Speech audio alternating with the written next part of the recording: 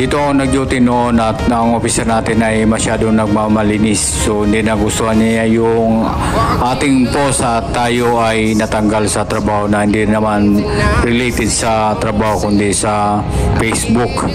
So malikot rin pala yung kamay noon at pinag-interesan niya yung nadisgrasya na motor na nakatambay. Kinuha niya yung gulong kaya hindi rin siya nagtagal at natanggal siya sa trabaho.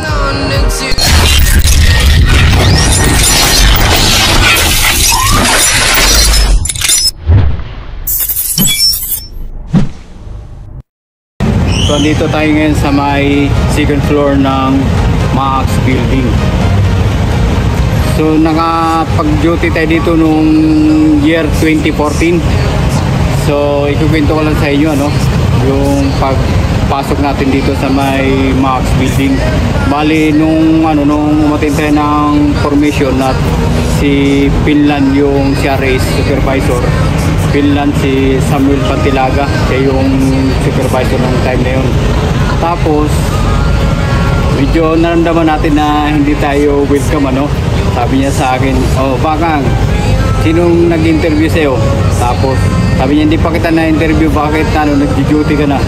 Sabi ko, "Sir, tapos na ako nag-duty, in-interview na ako ng yung babae na si Aris na representative, nakalimutan ko na kung ano yung pangalan noon." Tapos yun nga, nakapag-duty na tayo, kailangan medyo mainit tayo sa mata sa kanya, no? Kasi alam siguro niya na pumapalag tayo, no? Kasi gusto kasi niya na sunod-sunuran tayo sa kanya. Tapos yun nga, napapansin natin na pag dumating yung VIP namin dito, si Jagger 6, lagi niyang sinusundo kasi nakamonitor siya eh. Kaya sinusundo niya, tapos dala niya yung lahat ng mga bag. Nagmumukha siya yung driver, ano. Binibit-bit niya lahat ng mga bag, tapos dala niya sa taas. Ganun siya.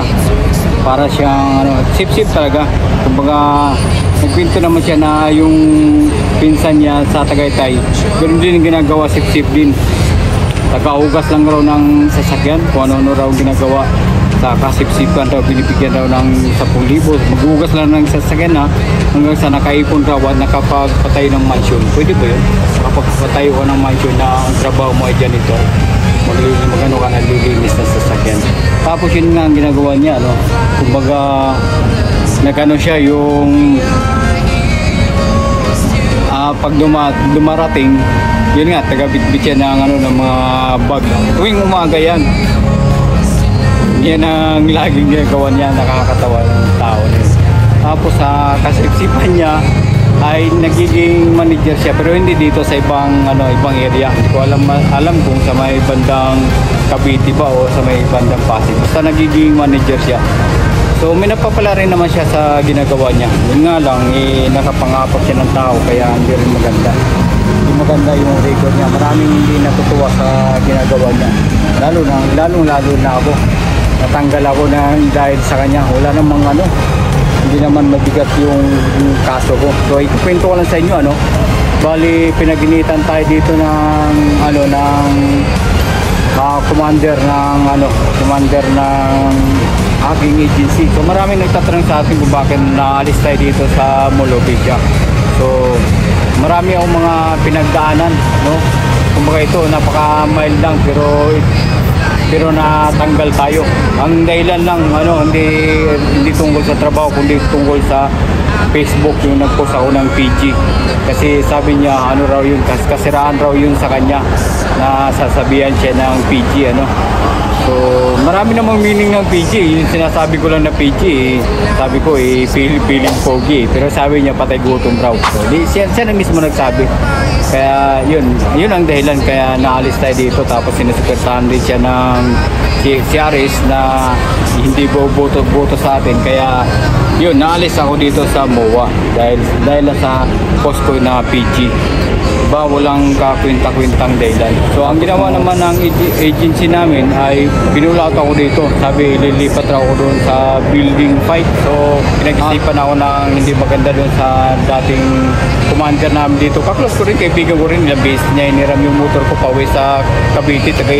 Taga Cavite kasi yun. Tapos pag natin naman niya yung CRS manager namin dito sa ano sa doon sa may top, Rotonda top, yun motor ko rin ang ginagamit. Pero sa bandang huli, tinira rin niya ako kasi yun nga, nagsalita ako ng PG kasi nga nakahiram ako ng pera sa agency na 20,000 yata yun. Tapos pandaon ko sana sa motor, tapos ang gusto niya ihiramin, sabi niya ipahiram mo na lang sa akin yan. Tapos sabi ko, tinutubuan ko yung pera tapos ipapahiram ko sa iyo. Tapos yun, nagano na ako, nagpost ako sa Facebook kasi nasara ko nagpost ako sa Facebook ng PG. Tapos minamasama niya kasi ano raw yung patay gutom. Katwira ko naman doon, ang meaning ko naman doon ay feeling pugi, pero ang sabi niya patay gutom. Kaya yun, nagpatulong siya sa CRS yung sa CRS din na hindi rin buto sa atin kahit na masipag naman tayo sa trabaho. Kaya yun, ang ginawa ng agency ay pinulout ako rito, tapos ililipat raw ako sa Paibicom, pero hindi yan nasunod. Doon ako tinapon sa may Save More Nagtahan. Bago ako pinapadala doon, nag-duty muna tayo dito sa may arena. Nakapag-duty ako dyan ng siguro mga isang buwan bago tayo dinala doon sa Seymour Nagtahan. Kaya halos lahat ng area dito sa MUA ay napag-dutyhan ko. So ikikwento ko sa inyo yung mga area na yun. So nag-duty tayo doon sa may San Miguel by the Bay, doon sa may tabing dagat. Siguro mga 2 taon. Kaya lang naputol rin yun dahil yung isang kasama namin si Gilapot na nakatapos rin yun ng criminology ay na-accidental firing. Nakasanay yung shotgun tapos nakalimutan, tapos medyo malikot yung kamay niya, nakalabit niya, tapos yung kamay niya nandun pa sa may bunga ng shotgun, kaya tumalsik yung hintuturo niya, tumalsik yung daliri niya. Tapos ito naman tinanggal rin ng tinanggal ng doktor, bali 3 daliri na lang niya, ganyan 3 daliri na lang yung naiwan sa kanya. Ang balita ko ngayon ay commander siya ngayon sa bandang Makati. So hindi ko lang alam kung anong agency niya, pero commander na siya ngayon. Tapos yung kasama natin dito, parang kunti na lang yung hawak nila, ang hawak ng kasama ko rito ay pati yung iminis, yan na rin yung nagawak. Bali ordinary guard lang din siya, tapos ngayon siya na yung nagiging commander dito. Dati ko siyang kasama ko siya dito dati na ordinary guard. Siguro kung hindi ako naalis dito, malamang officer na rin siguro ako, magiging assistant commander siguro sana ako. Kaya lang yun nga, kapalaran siguro na maalis tayo at mapunta tayo sa ibang area, iba't ibang detachment.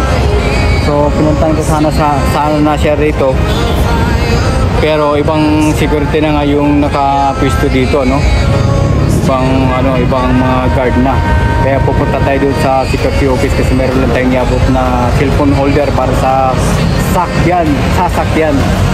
So yun nga sinasabi ko sa inyo na lahat ng mga gwardiya ay ako lang ang nakagawa noon. Kasi kukwento ko sa inyo yung napag-duty ko dito, ang experience ko dito kasi yung agency namin ay marami silang hawak, kaya nakapag-request ako sa inspector na ilipat sa mga detachment na gusto ko. So unang bagsak natin dito ay sa may tabing dagat sa Isim by the Bay. Tapos nalipat tayo dito sa may entertainment mall, doon sa may malapit sa may music hall. Yan, entertainment mall area yun sa may bandang gilid. Tapos na-send din tayo sa traffic, pinahawak pa rin ng entertainment mall. Tapos nagpalipat naman tayo dito doon sa MUA complex. Yung buong paligid ng MUA complex. Tapos nagiging isa-isa ako ng panggabi. Bali kapalitan ko yung commander. Bali nagiging officer ako sa bandang huli diyan. Tapos yun, nakapag-ikot-ikot tayo dito. May sarili tayong may 4 wheels tayo na service, saka may 2 wheels din tayo na service para makapaglibot dito sa buong MUA complex, itong area na ito. Tapos balak na rin nila na buwagin yun at gawin na lang blue boys lahat na yung nagta-traffic. Kaya lang ayaw ko nang mag-traffic, yun ang pinakaayaw ko na pisto yung traffic. Kaya ang ginawa ko, sabi ko sa inspector ko ay magpalipat ako sa Max Building. Ito nga yung tetayuan natin, Max Building, yung maraming mata. Ito yung Max Building. Tapos nagpalipat ako ng 2014.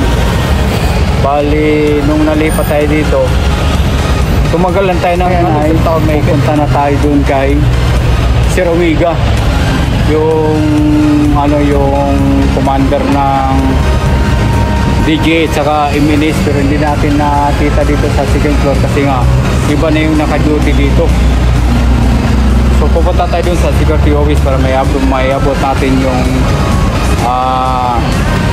yung cellphone holder na ibigay natin sa kanya para may magamit siya kapag magre-record siya magre-record siya habang nagdadrive siya ng kanyang 4 wheels.